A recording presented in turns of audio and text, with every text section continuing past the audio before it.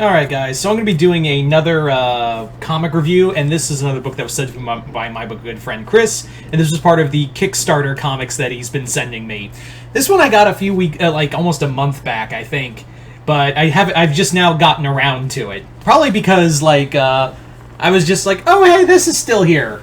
So I was like, you know what? It's not long. I wanted to do a quick read through and then do my thoughts on it. And that is a comic called Battle Brick Road.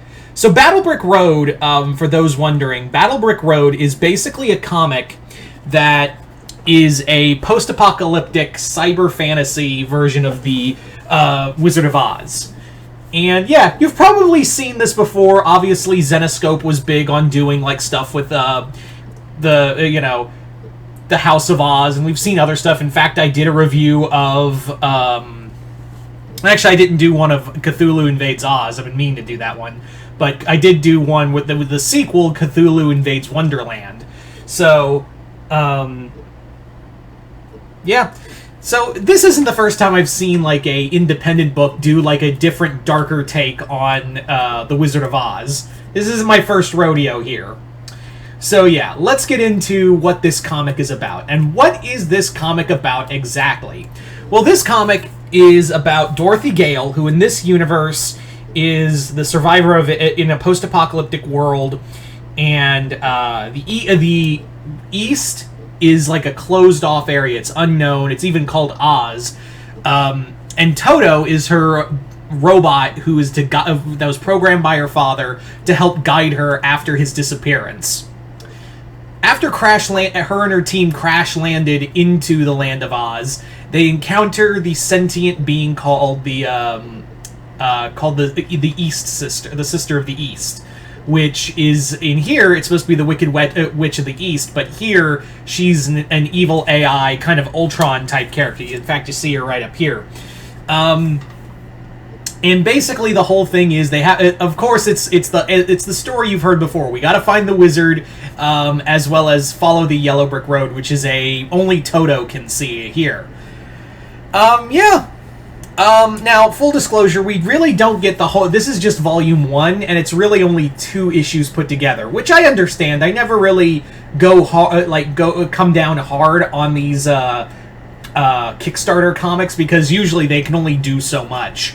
Not all of them are like the Mary Shelley book I reviewed last month, where it was like a big binding. It was like a whole story arc.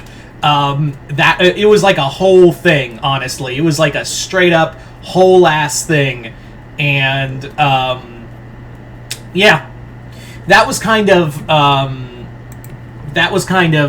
once in a lifetime. They usually don't get that much money for these, so I don't really mind that it's really only 2 issues. One really, the comic itself has some really nice artwork. It's very like something you would see in Image Comics. Like, let me give you like a perfect example, real quick. Let me just show something really fast. Yeah, this is like something you would see in Image Comics or something, and it does have a lot of Image inspiration.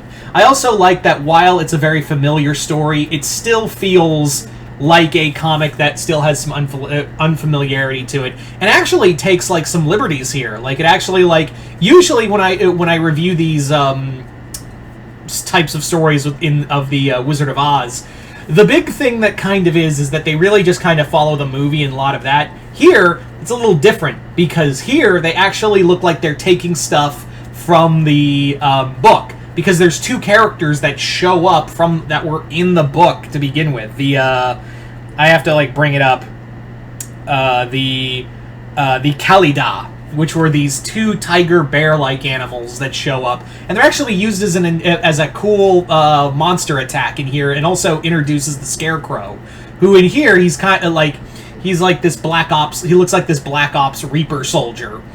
No information on him. In fact, we don't get Tin Man or the Cowardly Lion or even the Wicked Witch of the West. We don't know what they look like. But what we do know is that they're out there, and really Scarecrow shows up at the last few pages, and that's where the comic ends. which sadly is kind of a thing because it really does this comic does a really good job at establishing everything and doing stuff that's familiar, but something that's also unique in its own right. So I really do appreciate that. It is quite the read. It is a fast read, I'll give it that, but like, I understand they only had so many pages and so many. You can only do so much with so many backers.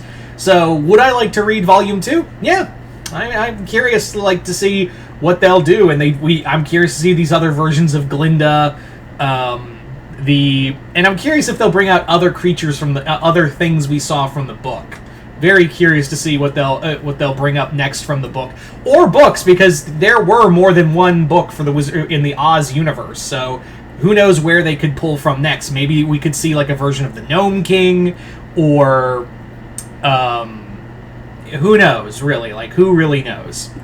So I do recommend this. I don't know where you could get this. I think you could still get it on Kickstarter I think. But yeah, thank you once again, Chris, for sending me this comic, and hope you all enjoyed this review. Other than that, I'm Mr. Multiverse. I'll see you next time in the Multiverse.